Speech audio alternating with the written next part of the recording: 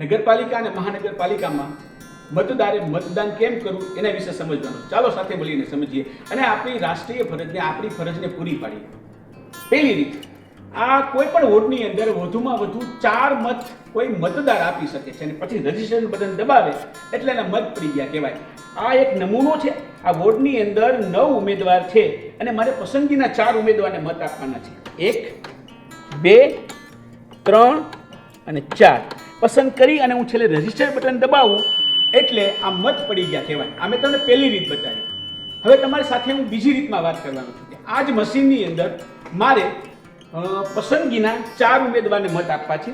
1, 2, 3, 4 મેં 4 ઉમેદવારને મત પસંદ કરીને આપ્યા, પણ મારી ઉતાવળમાં કંઈ ભૂલ થઈ છે. તો મારે શું કરવું જોઈએ? તો મારે ફરીવાર એ પસંદગીને રદ કરી અને મારી પસંદગીના ઉમેદવારને પસંદ કરી અને મારે મતદાનમાં રજીસ્ટર બટન હું છેલ્લે આપું એટલે આ મતદાન થઈ ગયું કહેવાય. તો મેં તમને આ રીત બતાવી. હવે પછીના આપણે મતદાન કરવા માટેની એક નવી રીતને જોઈએ.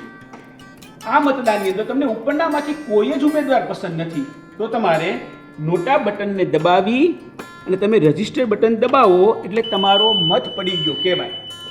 તો આપણે આ રીત પણ સાથે જોડાઈએ. એક પછીની નવી રીત સમજીએ. ક્યારેય પણ તમને એમ થાય કે મને ઉમેદવાર પસંદ નથી અને મેં નોટા બટન દબાવી દીધું.